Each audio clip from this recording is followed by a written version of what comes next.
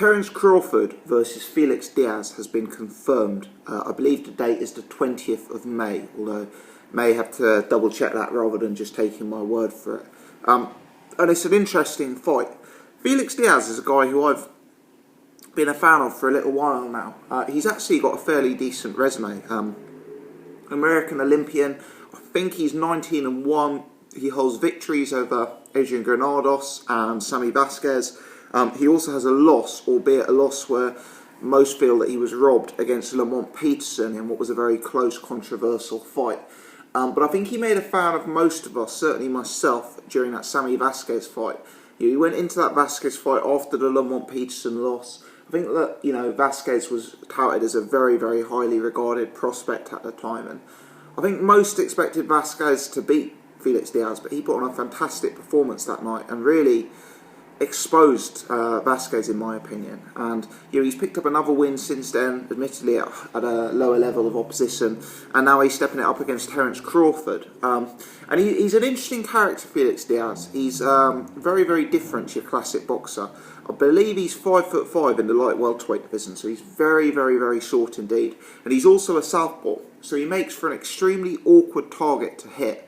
I've found guys like Sammy Vasquez, Lamont Peterson struggling with him a bit because he likes to get inside. He likes to fight inside the pocket and up at close range. And you can imagine a guy who's got a southpaw stance and is so much lower is a very, very awkward target to hit and to catch clean.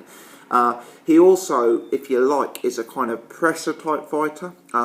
Even though he's not the biggest guy in the world, he looked very small compared to Lamont Peterson and Vasquez, for example. The fact that he's so small and compact means that he's quite stocky and he's almost got a build like a bit of a bull, if you like. Almost like a Sean Porter type build, although to a lesser extent, I would suggest. But he's an interesting fighter, and stylistically he presents something very, very different to the majority of top-level boxers out there. He's someone I've wanted to get a world title shot for a while, and he's someone who I thought could win a world title.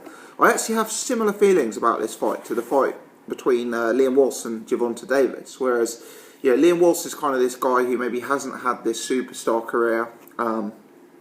He's a guy with immense talent. He stylistically poses something very different, and he's a guy who I thought was capable of winning a world title. But unfortunately for Liam Walsh and unfortunately for Felix Diaz, they are getting their opportunity to win a world title against a really, really, really high-class champion. It's fair to say that Terence Crawford is not your standard world champion. We're in a day and age in boxing now where there's 4 belts per division, as you guys know, and one could make a case it's a lot easier to pick up one of the world titles against a lower level of opposition. You might have a world champion who isn't even in the top 5 of their respective division. But Gervonta Davis is not that guy, and Terence Crawford is certainly not that guy. And Terence Crawford, for me, is a guy who should be en route to superstardom. He's an elite boxer, huge capability, huge skill set, and for me has looked pretty spectacular in his performances to date. In terms of physique and build, I would think it's fair to say that Terence Crawford is the complete antithesis of Felix Diaz. Crawford is a monster at the weight. I know he stepped up from lightweight, but he's a much bigger man than Felix Diaz. Crawford is long, lean, very tall, very rangy. He's also got a superb pair of legs on him, one of boxing's better movers. And he's a guy who's just so well-rounded. His tendency is to box from the outside, but there's still that bit inside Terence Crawford that makes him want to step inside the pocket and have a scrap as well.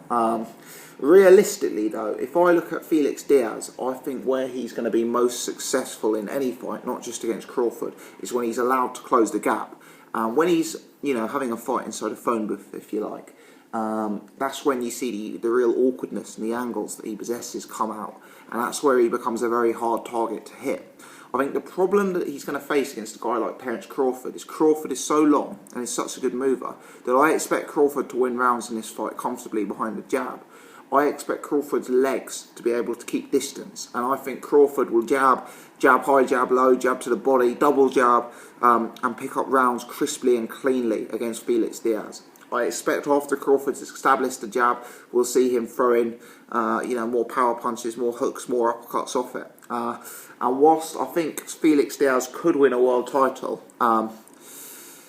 I think he's kind of been slightly unfortunately managed here. I kind of view him as being the opponent in that Vasquez fight, rightly or wrongly. I kind of view him as being the opponent in that Lamont Peterson fight, rightly or wrongly. And since he's upset the odds there, he's got a chance to get a world title. And he is 33, so I guess he's got to take these opportunities.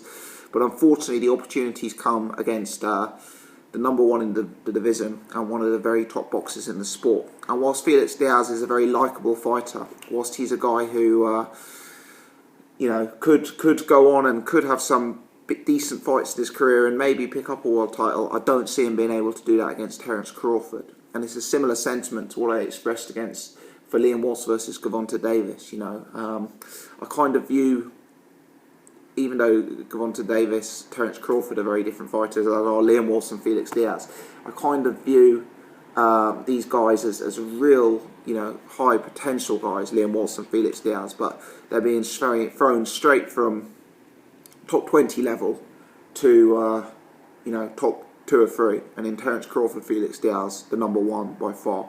So I think it's going to be a tough night's work for Felix Diaz. I think stylistically, Felix Diaz is a guy who Crawford has the beating of. I think there's going to be a huge size difference in the ring. Although I would say it's going to be far better for Felix Diaz competing at 140, which is much more of a natural weight class for him than when he's had to fight higher at 147 in order to get fights, like in the Sammy Vasquez fight. It's proved to be a bold move stepping up in weight class, and maybe the waves he was able to make at welterweight helped get him opportunities like this. So I'm not saying it was a mistake, but he will be substantially better at 140. Unfortunately, whilst he's facing Terence Crawford, he's probably going to have the same size disadvantage at 140 that he was suffering at 147. And I expect Crawford to win the fight with a little bit in hand. But it's an interesting fight. It's a great clash of styles, and Felix Diaz is an interesting competitor and one who, I think could have a high upside, just not as high as Terence Crawford. Let me know your comments in the section below. Like this fight or not? Tell me, do you give Felix Diaz much of a chance? Do you rate Felix Diaz? Do you think I may be overrating him a bit? Leave your comments in the section below. If you've enjoyed the video, please take the time to hit the thumbs up button. If you're new to the channel and you haven't done so before, please do press subscribe so you can check out all of my other stuff. As always, appreciate you guys tuning in.